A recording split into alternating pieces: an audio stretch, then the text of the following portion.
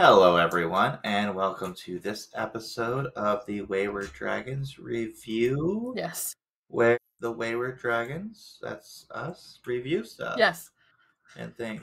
We're not recording in our normal time slot, so we're Yeah. we're a bit. At least I'm a bit more wonky than usual. So you'll have to excuse me. Yeah. No. Because or not, it's whatever. Yeah. No, it's warmer, so therefore my job is a lot more busy.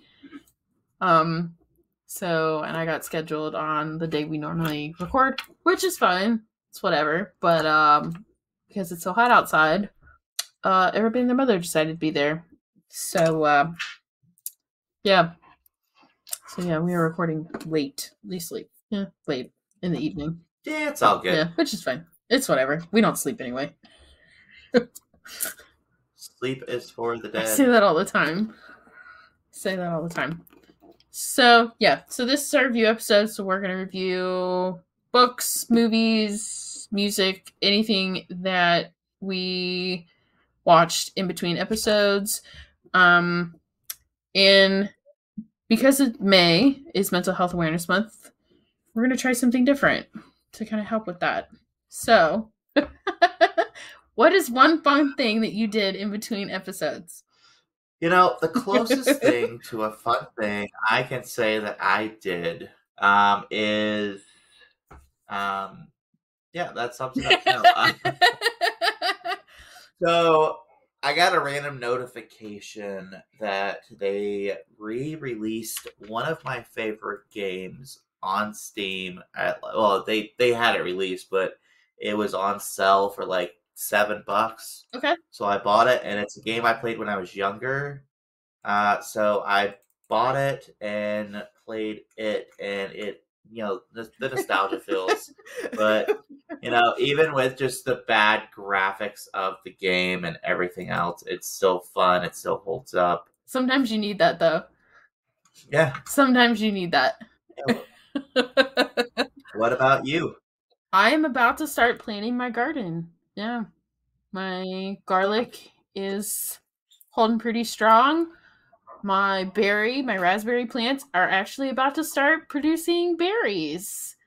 So we were looking at that today. I don't know if you plan on planting strawberries, but I saw this thing the other day where they actually suggest planting it was garlic or onion. I think it was garlic and strawberries together, and maybe onions and strawberries. But anyways, you plant them together, like around each other, because the garlic and onion actually deters pests. Yeah. So you'll have healthier and more strawberries. Yeah. That's called companion planting. Yeah. Well, You can do that with a lot of stuff. Yeah, there's all sorts of stuff. You don't plant tomatoes and stuff near each. You don't plant tomatoes with certain things. You don't plant bean plants near stuff. Peas. Yeah. Oh, yeah. And because it works, because with certain things with their pH level, if they're complementary to each other, it's actually beneficial. Yeah. And then certain plants need more nitrogen. Certain plants give off nitrogen. So if you plant them near each other, you'll have more prosperous plants. Also, because yay, science. Well, and so you don't have to use pesticides and stuff. You can actually have a very organic garden by companion planting. So you mean like the pesticides that they put on the food, all the vegetables, and the U.S. government? And the U.S. government was like, "Hey, you can't do that." Yeah. And then the company sued the government for telling them they can't do that. Yeah. And then now that company owns major stock in. Mm-hmm. I say major stock in the government like it's a business, but essentially they own stock in the government. It really is. The U.S. government's a business. It is. It totally is. But yeah, we're very close. It's gonna be too cool over the weekend here to kind of do that, and we're kind of getting hit with a lot of rain. So it's kind of looking closer to Memorial Day weekend when we'll be able to plant. But yeah, I've got a catnip plant that's a good foot in our greenhouse outside. So yeah, it's so tall it's hitting the top of the greenhouse. Oh yeah, because you guys built a greenhouse. Yeah, we got. Yeah, how'd that come along? Like, pretty decent? Yeah. We gotta make some improvements for next year because I want a bigger one for the winter time here, so that way I can have at least like herbs and stuff. I want to plant my herbs in a smaller pot so I can kind of keep them going all year round. I don't have to be super consumed in September and stuff trying to preserve everything. I saw this super cool thing. Speaking of herbs, so apparently there is a couple people who bought a barge and are growing fresh fruit or fresh vegetables and herbs on it, and they go around to public docks in like New York, and people are free to come on and like are free to come on and like cut herbs, tell them what herbs they need. That's cool as shit. It's like such a cool concept. That's really cool. I think community gardens would help a lot of people like that. Yeah. Well, in New York, it's a food desert because the fact that like they don't have fresh fruits and vegetables because the way the city and stuff are set up. So it's such a cool like concept that they have going. Yeah, because we're starting to get farmers markets and stuff. We have maybe a couple more weekends before farmers markets and stuff. So I get excited. I can buy produce not at the grocery store. Like, yay! It's so dumb. Dude, I think it's something to be excited about, but that's just me. I mean, our food system is so messed up.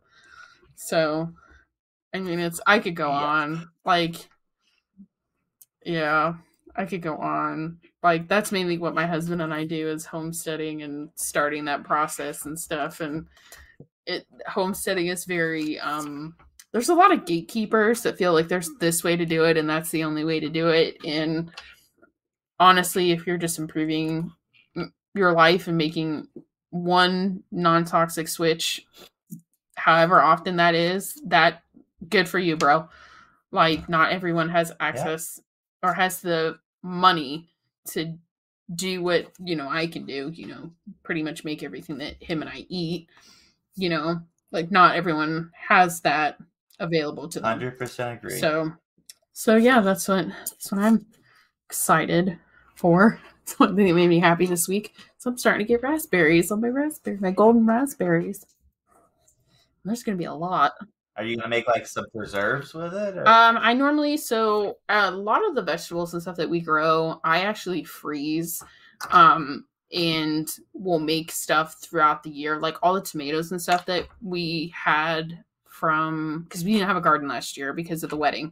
So all the vegetables and stuff that we had from the previous year, I froze. So that way when I need to make pasta sauce, grab the tomatoes the night before, put them in a colander or a strainer and let them thaw out. You can peel the skin that way, take the little core out, and you don't have to go through the process of blanching them. Like, I've got bananas mashed up in, like, like enough to make banana bread. I've got shredded zucchini squeezed in enough to make, zucchini bread. And like, so I've got stuff all frozen, vacuum sealed and stuff in the freezer. That's what I do. Just because I don't have enough pantry space to properly preserve stuff like with preserves, but I can pull it out of the freezer and make enough just for me for like the month or whatever. I just don't have enough. I have more freezer space than I do pantry space. So that's how it works for us. So that's what I do. Just because it's him and I, so I can, instead of making like 30 jars of jam that I'm never going to get through and I'm going to have to give away to people, I'd much rather freeze it and make like a raspberry. Give them to me. I would be so scared to send it to you. I would be so scared it would break.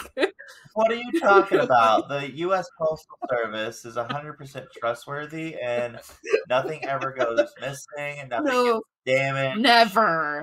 Never. But yeah, I can make like a raspberry lemon pound cake later in the winter for him and I for the week or something, or I can make chocolate zucchini bread or banana muffins whenever he wants them. So it makes it easier to make stuff last longer for me if I put it in the freezer. But that's just me. I don't feel forced to eat a whole cake. I'm the queen of the freezer. Like, a lot of stuff goes in the freezer for us. But it's only the two of us. Might change once we have kids, but that's what we do. So you won't be able to keep food in the house. Dude, I don't even want to think about that when we get to that point in our lives. I thought having 2 teenage brothers were bad.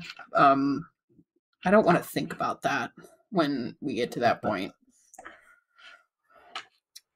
All right, so what have you been reading or watching or... Well, my husband's been watching Evil, the TV show. Such a good show. So, Such a good show. Amazing. I keep picking up, like, little bits of it. So, the bits I have been watching, pretty cool. Because I've been having a lot of late hours, so, like, he's been watching it while I've been at work. I've been listening to a podcast called Crimes of the Century. I go through phases where I want to listen to books, and then I want to listen to podcasts, and then I want to sit in absolute silence. I'm coming back into audio. So I've been kind of listening to that. She's got a lot of episodes. She does more older crimes than recent crimes, so that's been kind of nice. We're gonna talk about some minorly bad reviews here. Minorly bad. I've got bad reviews too, so it's okay. Like, it's one of those that I, like, really want to like them. But I don't understand how people like them. And I'm gonna have to just, like, grit and bear it to finish it. So that way I know, will I finish the series? Mildly questionable. So, we'll start with the one I finished. I finished A Closed and Common Orbit by Becky Chambers. This is the second book in the Wayfarer series. The first book's The Long Way to a Small Angry Planet, which I thought was hilarious. So I went, and this comes out of that. But it felt more like a origin story, if that makes sense, than a book. Because I thought going in, I was going to get another, like, hilarious sci-fi. No. It's very cozy. I'll give you that. It's very cozy.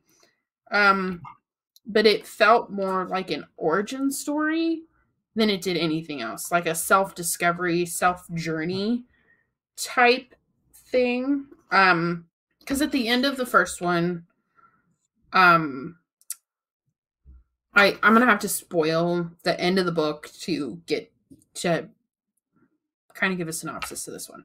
So at the end of the book, the ship's artificial intelligence, like, had to be reset, and the ship's AI was in love with another crew member. And in order to spare the crew member just the heartache, they took the intelligence of the ship out of the ship and put it into a body. Okay? And the book is her discovering herself and coming to terms with she's in a body. So that's what the book is about.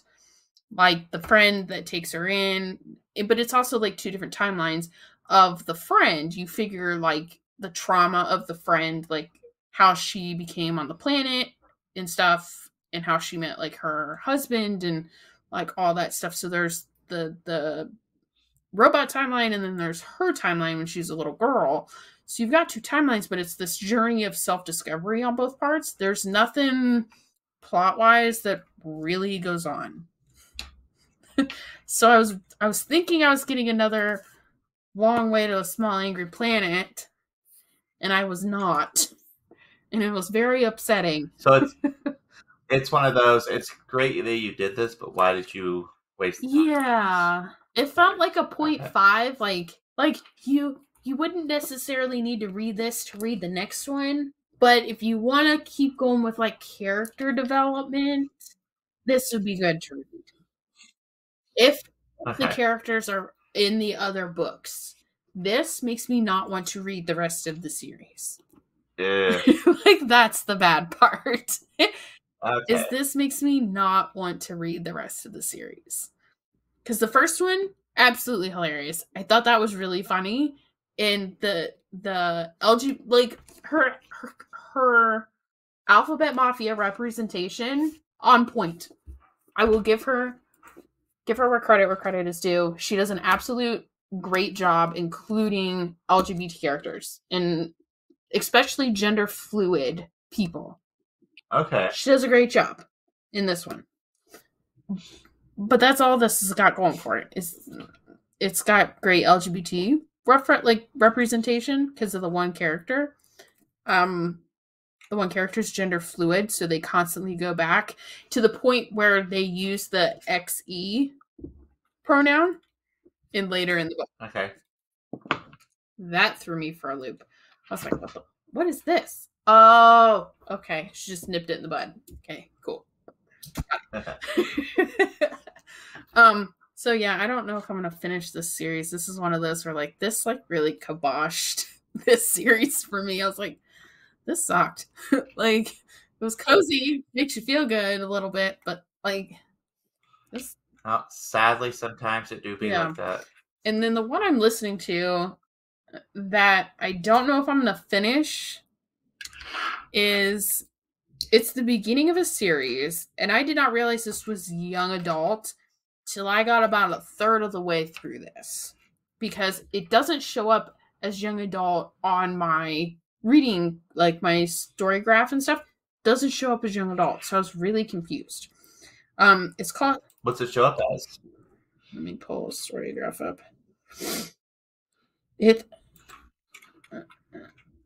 This is always confusing trying to find fiction, fantasy, LGBT, adventurous, and medium paced. It doesn't come up as young adult because that's why that's the one that I kind of get my I don't want that.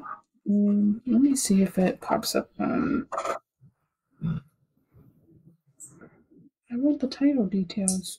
Oh, it won't even let me do that. Well, that's dumb. Yeah, even on Bogrami or whatever that's called, it won't let you. But it's called To Shape a Dragon's Breath by Moniquill Blackgoose. That is a name. So we got a lot of things, and I'm gonna apologize right here if I'm gonna upset somebody. I'm gonna apologize right now. You know, I'll tell you this. In my life, I have just kind of come to terms with, regardless of what you're doing, it's going to upset somebody. Yeah. Yes. So just be your most authentic self and don't be a dick about it. Just go with it. So it's very much indigenous teenager versus a Norse community. So it's indigenous versus white people, right? That whole racial tension. It's thick. I mean, I'm not sure where you're going to go with this, but before you get too deep into it, I will say that, for some freaking reason, you do have a lot of asshats that, alpha elite that think that, oh, well, because, I'm going to take and identify with the Norse pantheon and Norse belief system, and so they think they're superior and better than everyone. I don't know if you're going to talk about that at all, but we'll kind of get there. So okay, we very much have. It's not even black versus white. It kind of is black versus white. It's that racial tension, and I mean it is thick throughout the book, very and I'm not even done. It is very thick, but the white gods they sound very Norse. One of the gods' names is very close to Freya, like super close. It's not her name, but it's very close. I'm like, did I just hear that right? Okay. But the premise of the book is this indigenous girl she's out collecting mussels and stuff with her brother, and she sees a dragon land in front of her. And she's kind of awestruck, and she thinks it's, you know, a vision and stuff because no one else sees it. She goes back, tells her grandma and everything. And her grandma says, go up to the temple and make an offering. So she goes up to the temple, finds a dragon egg. Her village has not had a dragon egg since before the dying, which all of the dragons in their islands died. So they haven't had dragons for 200 plus years, to the point where the traditions with the dragons, no one knows. So she takes the egg back to the island. They kind of figure out their traditions. They start singing and they start dancing around the egg. The egg hatches. Well, because they are part of the White Norse people's territory, they've come up with like dragon academies. So you and your dragon have to go to this academy to learn how to. So it's a Dragon Rider series. Kind of. Okay. Kind of. But if you and your dragon don't succeed, they will kill you. Because if they kill you, the dragon will die in turn. Like, you know, they kill the dragon or whatever. They kill one of them. If they don't succeed through the academy and stuff, well, there's a lot of racial tension because she's one of two girls in the school, but two, she's the black girl in the school. So they think she's one of the maids and stuff. They make a lot of derogatory comments to her, like all this stuff. Apparently, we get some polyamory further on, almost to the end. Not sure how that rolls, but it's very much like dark academia, young adult dark academia. My problem is the racial tension is a little too thick. It's a little too thick. Like, I get it. It's there. Why do we have to keep bringing it up is my problem. So I've got like, well, that's wrong. I think I've got 6 hours and 50 minutes left of the audiobook. And like the cover's really cool. Yeah. Don't you know you're not supposed to judge a book by its cover? Shut the fuck up. I do all the time. So that's my problem. That's why I said I just don't know if I'm gonna finish it. It might be my first DNF for the year. Yeah. I don't know. I think I'm just gonna kind of power through it and just kind of keep it on in the background and just go about my normal day. If I pay attention, I pay attention. Kind of thing. It's because the book I've had on hold for 6 months, I finally got Ask for Andrea by Nicole Heiler. I've had this on hold for like 3 to 4 months minimum. And I'm really excited to read this. Oh, hello, buddy. So that's what part of me is. I finally got this, so I kind of just want to skip ahead and read this. This is one of the top thrillers for this year, so I can't wait to read this. So, gotcha. I'm excited for this one.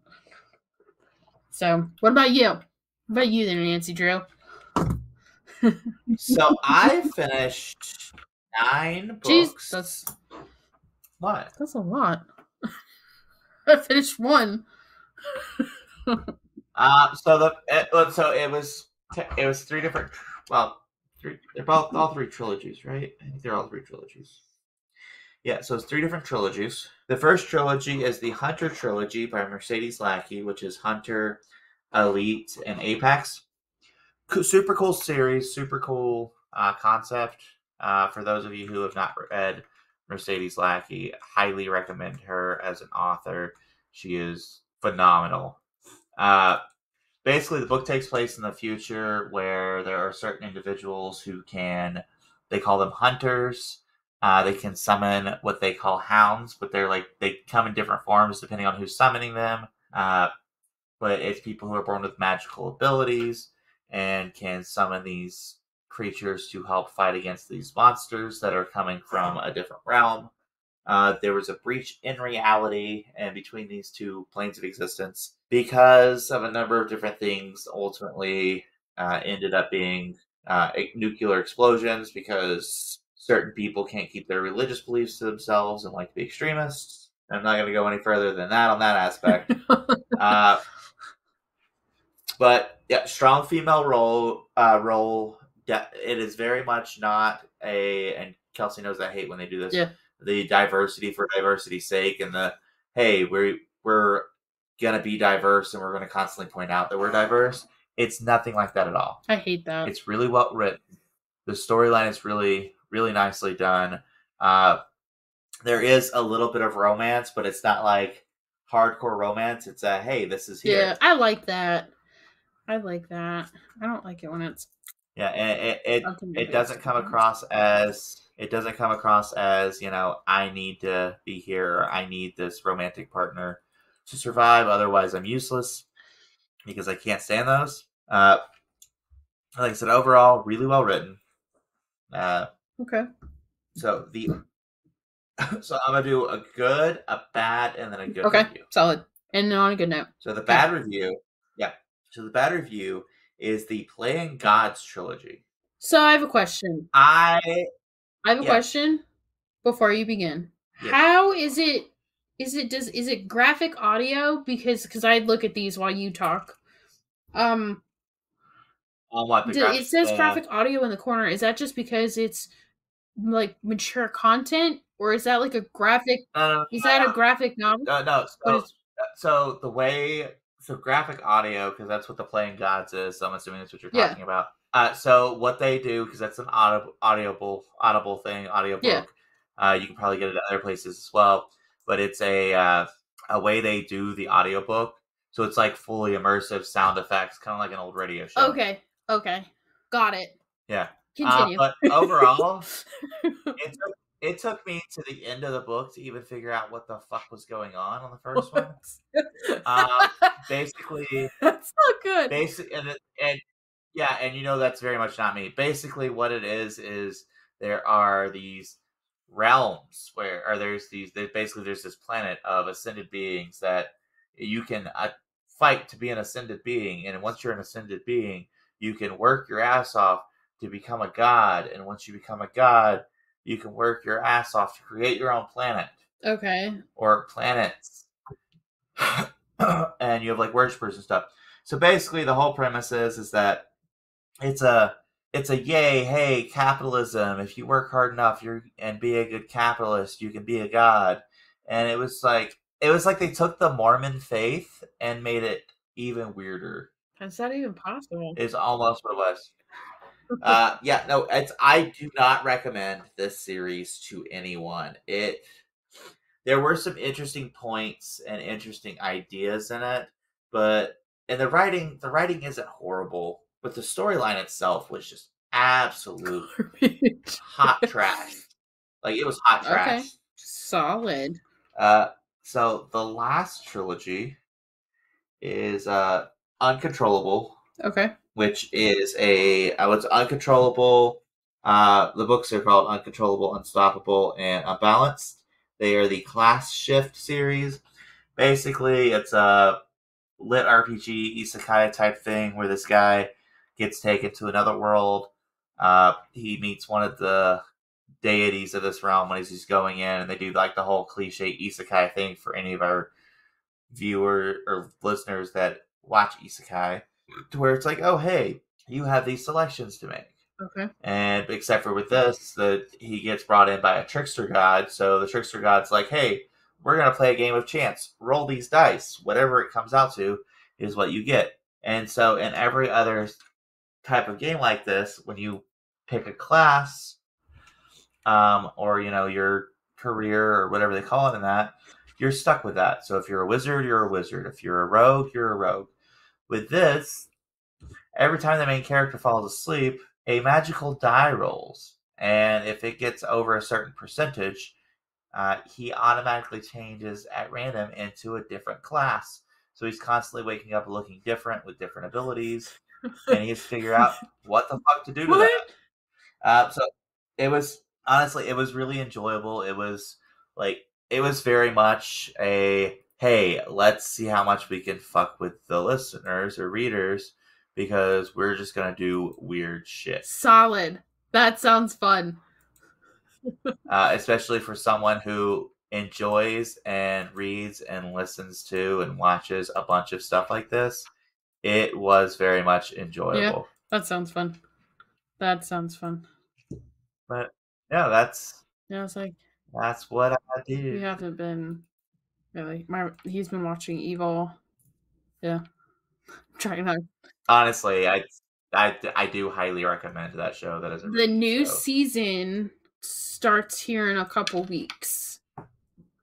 Problem is, it's not on Netflix. Nope. No, it's on like Prime Video and then like a couple other things. So, yeah, I was really hoping that that's what that would be. But yeah. So yeah, I think that's all we have. My cat has decided. I haven't really watched anything. No. So I've been so mentally exhausted that sitting in silence right now is my preferred method.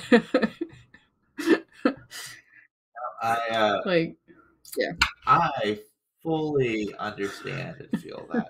Actually, I do have one more thing to do. I don't know if because I think they released this before our last episode, but I want to plug an amazing musician, Candy Carpenter. Her music it's very folky, but their music is very folky, but I have cried for a few of the songs because of like just the context. They had a lot of singles, the multiple singles they did, but they recently released a full album and they are freaking amazing. Okay. Grew up Southern Baptist. Their parents were very active in the church. Their father is a minister, and they're just like, hey, I'm queer, I'm non-binary, I'm also pagan. And so it's like it's so many things that I can relate to on so many different levels. Yeah. Absolutely amazing. So yeah, just a shameless plug for them here. Highly recommend checking them out. Okay. That's all I got. Yeah. Same. Yeah. Yeah, so please join us. Please rate, view, subscribe, and please tell a friend. You can join us on Facebook and Instagram. Or you can join me on Fable as the Wayward Daughter. I kind of do a little bit more in-depth on reviews and stuff on Fable, and you can actually kind of see what I'm reading or attempting to read. I have like 6 books that I've started. So yeah, if you have a book recommendation, topic recommendation, you can join us at thewaywardragons@gmail.com. So yeah, until next time. I'm Kelsey. Bye. Bye. I don't know why I'm waiting.